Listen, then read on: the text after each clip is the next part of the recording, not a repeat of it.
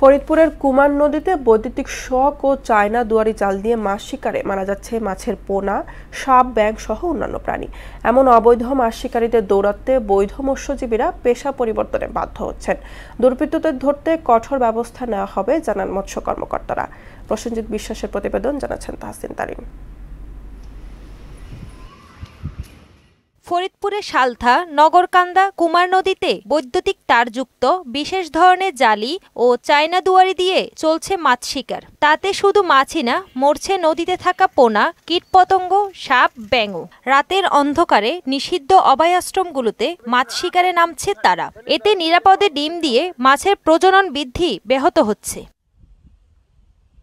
এতে প্রায় ৫০০ বৈধ মৎস্যজীবীরা পড়েছেন বিপাকে। কেউ কেউ পেশা পরিবর্তন করতে বাধ্য হচ্ছেন। এই বিলে আগে হাজার হাজার মানুষ মাছ ধরে বাঁচত, এখন আমাদের জীবন জীবিকা নির্ভরশীল এই বিলের উপর আমাদের কোনো ভরসা নাই। জাল বাইলে অনেক আমরা ব্যবসা মাছ পাইতাম, এখন মাছ নাই। চায়না শর্ট দিলে দেখা যায় না, মাছ শর্টের ডিম নষ্ট হয়। রাত্রে শর্ট দিলেই ওই মাছটা ডিম পর্যন্ত নষ্ট হয়ে যায়। নির্দিষ্ট এলাকায় অসংখ্য লাল পতাকা দিয়ে রেড জোন হিসেবে চিহ্নিত করেছে মৎস্য বিভাগ। তাতেও থামছে না অবৈধভাবে মাছ ধরা। তাই প্রশাসনের কঠোর পদক্ষেপ চান স্থানীয়রা। কারেন্টের শর্ট দিয়ে মাছ ধরায় দ্রুত প্রশাসনের পদক্ষেপ নেওয়া উচিত। দেশীয় অনেক প্রজাতির মাছ রক্ষায় অভয়াশ্রম স্থাপন করা হয়েছে। তাই অবৈধভাবে মাছ শিকার করলে তাদের বিরুদ্ধে মৎস্য আইন অনুযায়ী ব্যবস্থা নেওয়া হবে। কেউ যদি অবৈধভাবে আমাদের অভয়াশ্রম স্থাপনের এই ২০০ ফিটের মধ্যে যদি কেউ মাছ চায়না দুয়ারি বা যে কোনো কারেন্ট জাল দিয়ে মাছ আহরণ করতে আসে, আমরা সেটা সরাসরি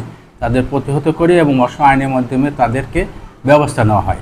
পাবদা, ট্যাংরা, চিতল, শোল সহ অনেক দেশীয় প্রজাতির মাছ দিন দিন হারিয়ে যাচ্ছে। তাই এইসব মাছ রক্ষায় সবাইকে ভূমিকা রাখতে হবে।